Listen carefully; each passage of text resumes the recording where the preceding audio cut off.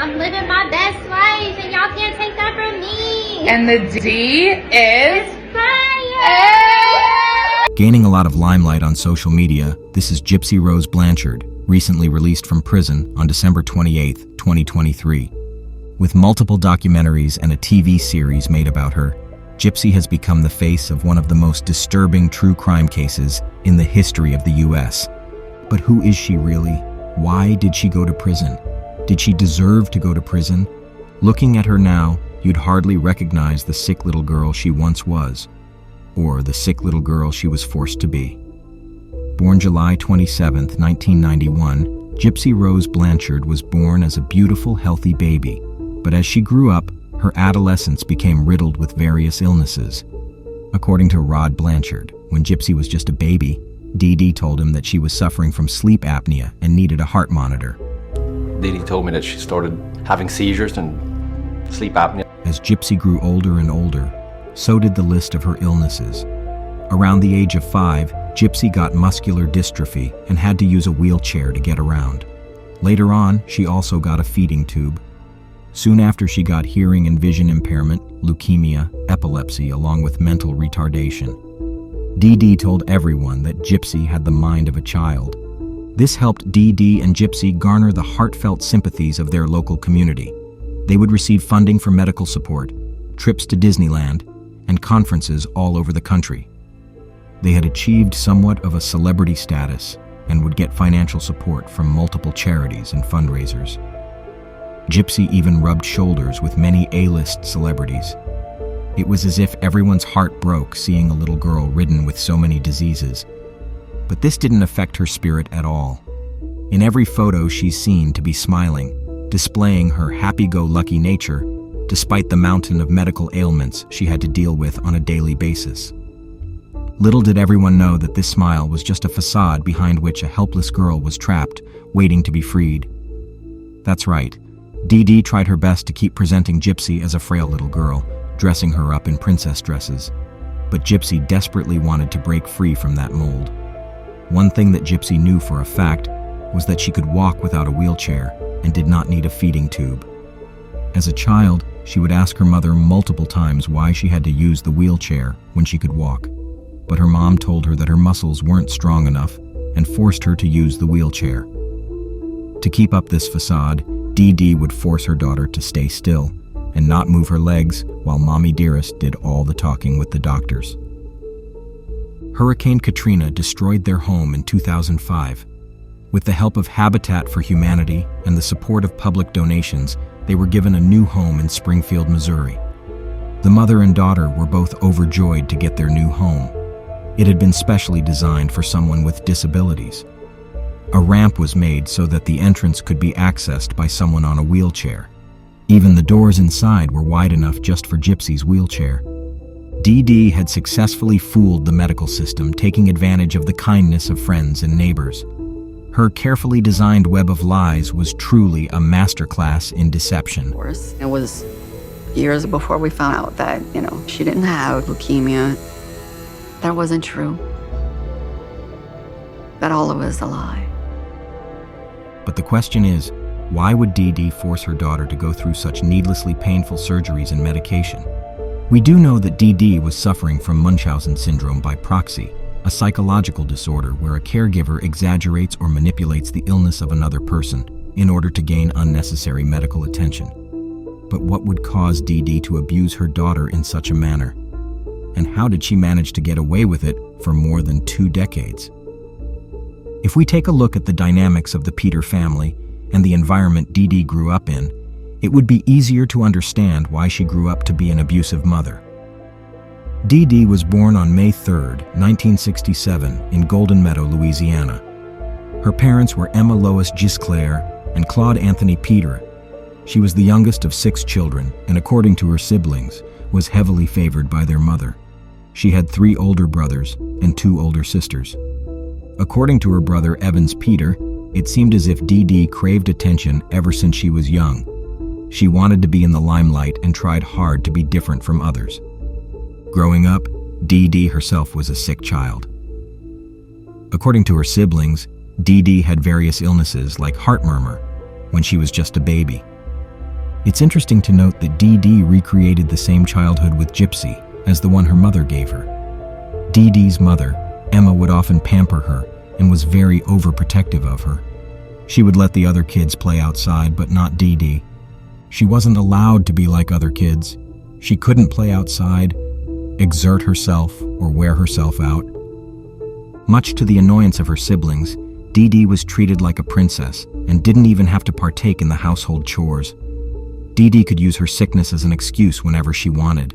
Her siblings could easily observe that their sister wasn't as sick as their mother wanted her to be. It seemed as if Emma did not want her youngest child to grow up. She would coddle, smother her, and treat her like a baby. While the rest of the siblings slept in their own rooms, young Dee Dee slept next to her mother. They were way more close than a normal mother-daughter should be. As Dee Dee grew older, she continued to enjoy her status as the favorite child. She was the only one out of the 6 siblings who went to college and even got a car. While Dee Dee got what she asked for, her siblings had to work hard for these privileges. As mentioned earlier, Dee Dee loved getting attention, so she signed up for different beauty pageants.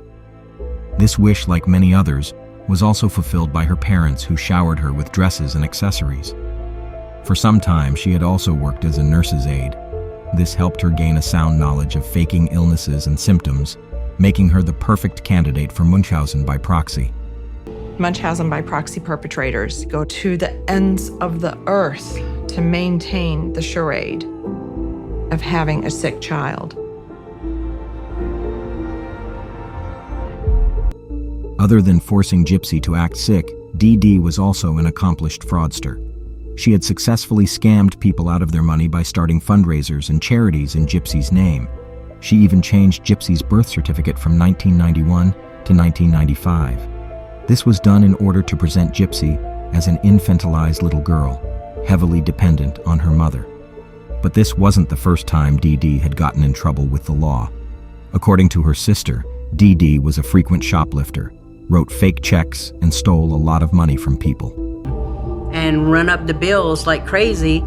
She was gonna do anything, anyway, anyhow to get her way.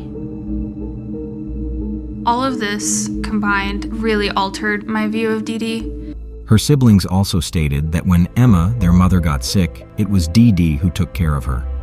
Her sister relays how Dee Dee would starve their mother and was an accomplice in her death. Their stepmother Laura also accused Dee Dee of trying to poison her.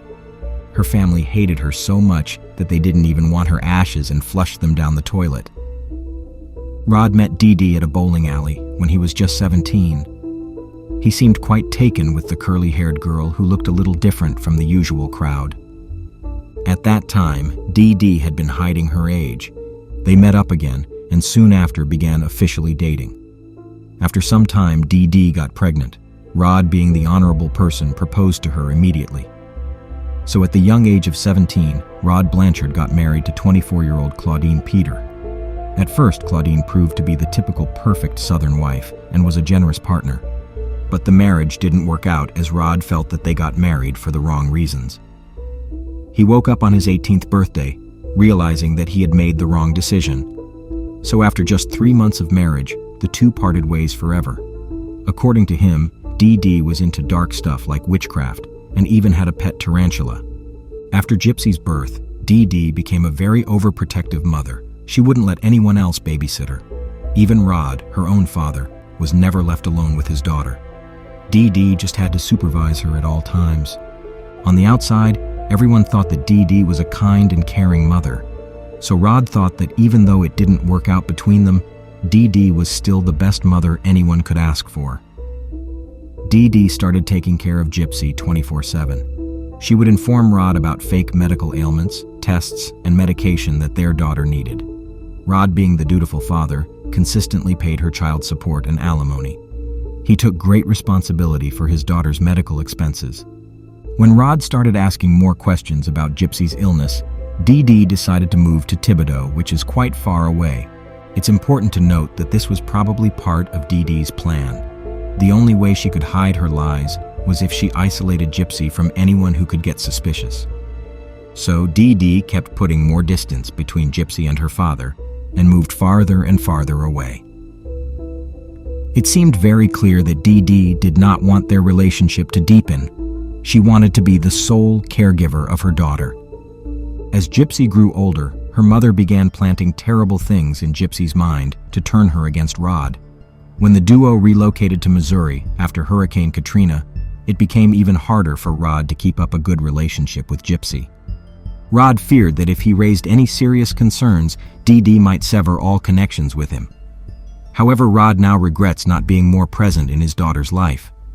He feels as if he failed to protect Gypsy. But he's not the only one who feels this way. Dee Dee brought Gypsy to the pediatric neurologist in August 2007. This was Dr. Bernardo Flasterstein. By this time, of course, the best excuse Dee Dee gave for not having Gypsy's medical records was the fact that the hurricane had happened. Dee Dee said that her daughter's medical records had gotten lost during the chaos of relocating to Missouri. Dr. Bernardo noted that the mother was answering all the questions while Gypsy remained silent.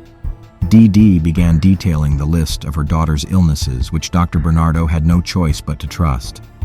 However, one thing that the doctor noticed was that the volume of Gypsy's muscles as well as her reflexes were quite normal. Of the spine to see if there could be anything that I'm missing. And it was completely normal. The MRI came out completely normal. Dr. Bernardo couldn't find a single reason why Gypsy couldn't just get up and walk, but Dee Dee remained adamant that Gypsy could not walk. It seems she realized there was nothing she could do to prove the supposed muscular dystrophy. So Dee Dee never went back to Dr. Flasterstein again. This made him suspicious of Dee Dee's intentions. So my duty was to tell the pediatrician in my report. The pediatric neurologist who raised the notion of Munchausen by proxy had... Dr. Bernard claims that he needed more information in order to report Dee Dee to Child Protective Services. But like many others, he did not take a stand, hence failing to protect Gypsy. As Gypsy started growing older, she craved more independence. She felt as if she was being suffocated by Dee Dee. Gypsy narrates that she would ask her mother if they could try removing the feeding tube or getting some physical therapy for her legs, but Dee Dee outright refused. One day, Gypsy found a medical card which stated her birth year as 1991 instead of 1994. So at that time, Gypsy was 19 instead of 15. This meant that Gypsy was a legal adult who could go about as she wished, something Dee Dee didn't want. Gypsy hatched a plan to escape. She met an older guy at a sci-fi convention, a 36-year-old guy who she thought could help her get away from Dee Dee, so she ran away with him. But this escape was sadly short-lived as her mother soon found her and brought her back home. Dee Dee was furious. After learning that Gypsy had run away with a friend, her computer was smashed and she was chained to her bed. Dee Dee even went as far as covering up the bedroom windows so no one could see inside. Her actions gave a whole new meaning to the word house arrest. Poor Gypsy would only be unchained when she had to go to the bathroom. For about 2 weeks, Gypsy sustained her mother's cruelty. She was verbally abused, beaten, and starved. All Gypsy wanted was to live a normal life like any other girl, but she knew that as long as her mother was alive, that dream could never turn into reality. A few years later, Gypsy made a profile on the dating website, christiandating.com. It was here where she met her soon-to-be boyfriend, Nicholas Godejohn, in October of 2012. Gypsy was desperate for an escape from life, and she found one, online in Nicholas. She felt as if he was the only one who accepted her despite her flaws. She felt that she could be herself as Nick accepted her when Gypsy told him that she was in a wheelchair. Soon the two started liking each other, and their relationship deepened. Unbeknownst to Gypsy, Godejohn, who lived in Waukesha, Wisconsin, had a history of mental illness. He also had a criminal record of indecent exposure in a public place and disorderly conduct. As their relationship progressed, Godejohn started sharing more things about himself. He told Gypsy that he had multiple personality disorder and was a vampire. Gypsy, on the other hand, was so desperate for attention that she did whatever he wanted in order to please him. She even made up different personalities of her own to match Godejohn's. The pair continued exchanging messages and talked about sex, relationships, and marriage. As the relationship progressed, Things took a darker turn as the pair started getting involved in BDSM. Gypsy was warned by Godejohn's ex-girlfriend to be wary of Nick, but Gypsy paid no attention. Nick and Gypsy hatched a plan to meet at a movie theater. Gypsy was going with Dee Dee to see the live-action Cinderella. She decided that a random run-in at the movie theater would be a good time to introduce her mom to Nicholas. The pair thought that if they could carefully orchestrate this meeting, maybe Dee Dee would take a liking to Godejohn. So on March 12, 2015, Gypsy bought the ticket for him, and the two went on with their plan as decided. During the movie, Gypsy excused herself to go to the bathroom, where she and Godejohn had sex. But not everything went according to plan. When Dee Dee saw that Gypsy was missing, she went to the bathroom and saw Gypsy coming out just in the nick of time. They both had an argument, during which Dee Dee slapped Gypsy. Dee Dee didn't like Godejohn at all. She thought that it was weird and creepy for a grown man to watch a kid's movie by himself. Once again, Gypsy's dreams were shattered. The two of them hatched another plan. A plan to be together forever, but for that they'd have to remove the only person who stood in their way. In June, Gypsy bought a bus ticket for Godejohn to come to Springfield. They had previously discussed purchasing duct tape and knives and how they would plan on killing Dee Dee. Gypsy even made a video of the house for Nick to make sure that he was familiar with the layout. On June 9th, the day of the murder, Gypsy and her mom had gone to the grocery store. Upon coming back, they shared a heartfelt mother-daughter moment and painted each other's nails. They had fought earlier and had just made up. Dee Dee said she felt relaxed as she drifted off to sleep. Gypsy stated that she promised to be a good girl. The last words Dee Dee said to Gypsy were, "Don't hurt me," which is sadly ironic, as the opposite was going to happen very soon. When Nicholas arrived at their residence, Gypsy had already placed gloves for him outside. She gave him a knife and duct tape. Then she hid in her bathroom and covered her ears, sitting in a fetal position. Then she heard her mother wake up and call out for help. I heard her say my name a couple times. And she said, "Help me." And then there was just silence. Did she scream?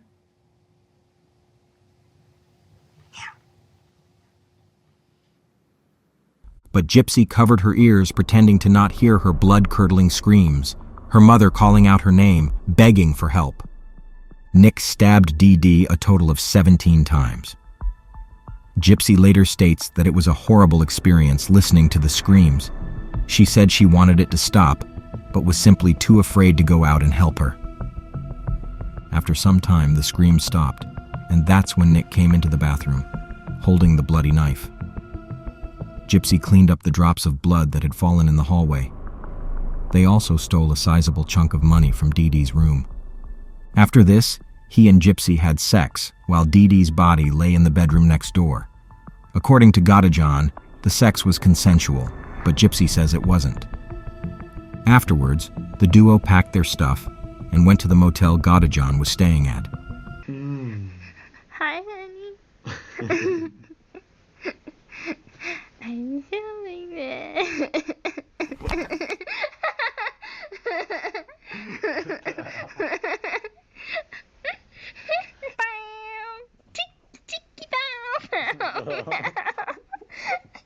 He's eating a brownie. But later he will be eating me. From the motel, they mailed the murder weapon to Nick's home in Wisconsin. Godejohn's parents had no clue about the contents of the mysterious package that arrived at their doorstep. After staying at the hotel for a few days, they went to stay with Nick's mom and stepfather. By now, it had been a few days since anyone had seen Dee Dee or Gypsy. Their friends and neighbors had gotten a bit worried. Gypsy stated that she wanted her mom's body to be found so that the authorities could give her a proper burial. That's when she logged into the Facebook account that both she and her mother shared, and posted a series of messages that would raise concerns for the family's well-being. Friends of the family were quite disturbed when they read the violently disturbing nature of these Facebook messages. The scenario where she was raped is just perverse. It implies a fair degree of sociopathy. Just the way the girl acted. Dee Dee and Gypsy were not the sort to play jokes or pranks, and since nobody had heard from them in a while, their friends reported this incident to the police. The police decided to do a welfare check. Dave Blanchard, a close friend of the family, was the first person who entered the house through a window. He looked around but saw no sign of the mother and daughter. At this time, Dee Dee's body was inside the house, but Dave did not see it. Seeing that the house was seemingly untouched, and all 3 of Gypsy's wheelchairs were still inside the house, he reported back to the police. The police thought that both mother and daughter were missing, but on June 14th they found Dee Dee's slain body inside the house, which Dave had missed, perhaps thankfully. The police traced the IP address of the Facebook post to Godejohn's mother's home in Wisconsin. One morning, the Bonnie and Clyde duo woke up to the sound of police. They were taken into custody by June 15, 2015. The couple consoled each other and decided to stick together. However, upon interrogation, they gave opposing statements. Gypsy appears to act shocked upon hearing her mother is dead, even though she was an accomplice through and through. On the other hand, Godejohn shifts the entire blame of the murder on Gypsy. Friends of the famous mother and daughter were shocked to learn about the details that unfolded during the trial. The intricate web of lies, manipulation, and financial fraud that was uncovered captivated the whole nation. To escape the possibility of life in prison, Gypsy agreed to plead guilty to second-degree murder in July of 2016. She got 10 years with the possibility of early parole. The defense also took into account the medical trauma, psychological and physical abuse that Gypsy endured for more than 2 decades. But people still questioned the violent extent of Gypsy's actions. Her boyfriend, on the other hand, got life in prison for his crimes. Gypsy details that her days in prison were some of the happiest days of her life. For once in her life, she felt truly free. The best memory that I have in my entire life is the day that I got to prison and I got to go out to the picnic tables. And I'm like, I'm free. I'm free to have friends. I'm free to do what I want. I might be in a controlled environment, but this is nice. She also started taking part in girly activities like learning how to do her hair and makeup. It seems as if she finally got the freedom she craved for so long. During prison, many men wrote to Gypsy, but there was only one that stood out to her in particular. To the surprise of Ryan Anderson, Gypsy sent him an email back. Ryan is a middle school special education teacher. The two began writing to each other regularly and soon developed an intimate relationship. They got married in August of 2022. Gypsy got free on December 28, 2023. She said that one of the first things on her list was to consummate her marriage with Anderson. After that, Gypsy spent some time with her dad, stepmother Christy, and half-siblings. It seemed as if Gypsy finally got the happy ending she craved all her life. But to this day, Gypsy still regrets her actions. She says that she didn't want to kill her mother. She just wanted to be free and have a normal life. She says that her relationship with her mother was complicated, but it doesn't change the fact that she loved her and still misses her. But regardless of all of that, I still love her and I still miss her because she was my mother. Thank you for watching. If you enjoyed, please like this video, subscribe, and hit the notification bell so you don't miss out on any more true crime videos. Stay safe out there.